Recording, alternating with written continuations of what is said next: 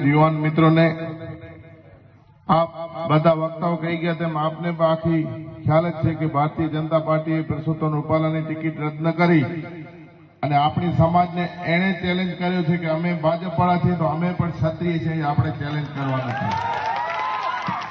ભારતીય જનતા પાર્ટીની હું આપને વાત કરું, 28 થી 30 વર્ષ અહીંયા ગુજરાતની અંદર થયા, 10 વર્ષ જેવો સમય દિલ્હીમાં થયો. એમના કને ત્યારે પણ એ જ મુદ્દો હતો કે હિન્દુ મુસ્લિમ ને આજે પણ એ જ મુદ્દો છે કે હિન્દુ કે મુસ્લિમ, બીજો આ લોકો પાસે હજી મુદ્દો નથી.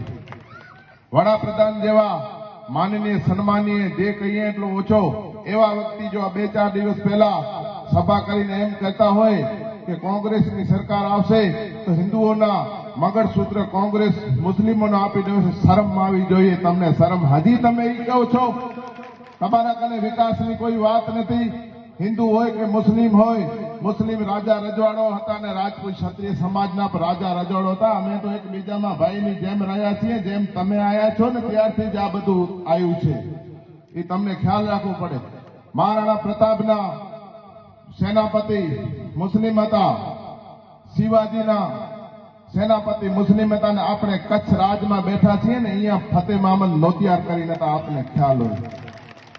આપણે ક્યાંક ને ક્યાંક દલિત રાજપૂત, ક્યાંક ને ક્યાંક પાટીદાર રાજપૂત, ક્યાંક ને ક્યાંક મુસ્લિમ હિન્દુ એમ કરાવી લડ્યા છે.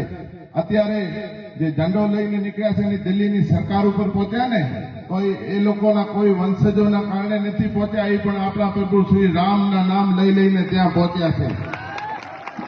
ભારતીય જનતા પાર્ટીને હું એક ચેલેન્જ કરવા માંગુ છું.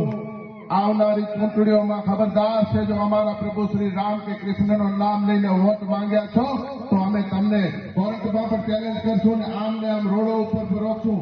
તમારામાં તાકાત હોય તો મોહન ભાગવત, અમિત શાહ અને નરેન્દ્ર મોદીના પૂર્વજોના ફોટા લઈને ફરજો, આ સમાજના નહીં. વાત કરી રહ્યા છો તમે હિન્દુ રાષ્ટ્રની. અલ કબીર નામની એક સંસ્થા છે, એ પણ કોઈ મુસ્લિમની નથી, હિન્દુની છે, જે કતલખાનો ચલાવે છે. એના 250 કરોડ રૂપિયા ભારતીય જનતા પાર્ટીએ ફંડ લીધો છે. કયા મોઢે હિન્દુત્વની વાત કરી રહ્યા છે? જય જવાન જય કિસાનના નારા લગાવી રહ્યા છે. ત્યારે 45 આપણા જવાનો શહીદ થઈ ગયા. મિત્રો, હું પણ જમ્મુ કાશ્મીરમાં જઈ આવ્યો છું. સેનાની એક પણ ગાડી જાતી હોય તો સિવિલિયન ગાડી એલાઉડ જ નથી, તો કેવી રીતના પહોંચ્યો તે આરડીએક્સ? શરમ આવી જોઈએ તમને. જય કિસાનના નારા લગાવો છો. 1400 જેવા કિસાનોને તમે આંદોલનમાં મારી નાખ્યા તો એ કિસાનો હતા. તમને જય જવાન જય કિસાન લગાવવા નારાનો પણ અધિકાર નથી. નારી બેટી બચાવો બેટી બચાવની વાત કરનારી ભારતીય જનતા પાર્ટી જ્યારે આજે અમારી રાજપૂત સમાજની બેન દીકરીઓ ઉપર વાત આવી છે તો એ નારી સન્માનનું અપમાન કર્યો છે. ક્યાં ગયા છો તમે ધૃતરાષ્ટ્રો? મહાભારતમાં જ્યારે દ્રૌપદીનો ચીરહરણ થયો ત્યારે અનેક દુશાસનો ધૃતરાષ્ટ્રો બેઠા હતા. આજે પણ ભારતીય જનતા પાર્ટીના દિલ્હી જે ધૃતરાષ્ટ્રો અને દુશાસનો બેઠા છે, તમે ચેતી જાજો. આ ભારતની જમીન છે, એ કોઈ દિવસ નારીનો અપમાન થયો નથી. તમારે જ્યારે કોઈ પણ અહંકારી રાજાઓનો નાશ થયો છે તો નિમિત્ત નારી બની છે. નારી શક્તિનું અપમાન કરી અને તમે તમારી કબર ખુદ ખોદી છે. અમારે તો માટી નાખવાની છે. વાત કરવામાં આવે છે, હું તો રાજપૂત સમાજને, મૈસૂરી સમાજને અહીંયા ભાઈઓ બેઠા છે. મુસ્લિમ સમાજ તો આપણી સાથે છે. મુસ્લિમ સમાજ બોલતી નથી. એના ઇસ્લામ ધર્મ વિશે હું જાણું છું. इल्लिल्लाहु मिन साबरिन, सबर करने वालों को अल्लाह साथ देता है, નથી બોલતા.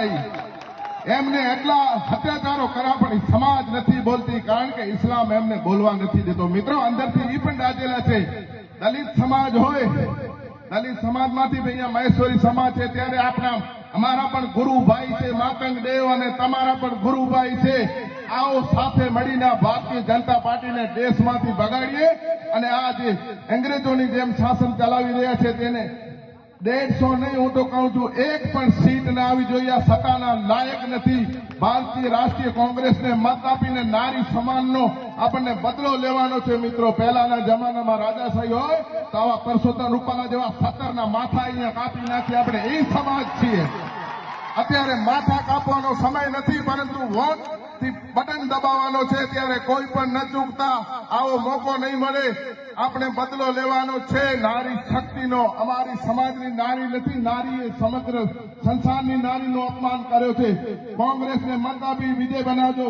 એક પણ મત ન કરવો જોઈએ. કોઈ પણ ભારતીય જનતા પાર્ટીનો કાર્યકર હોય, અમે પણ ક્યાંક ને ક્યાંક ભારતીય જનતા પાર્ટીમાં હતા, પણ મહેરબાની કરી ન જવો જોઈએ. તમારો જમીર જીવતો હોવો જોઈએ અને જમીર જીવતો રાખશો તો જ કામ આવશે. જય માતાજી, જય હિન્દ.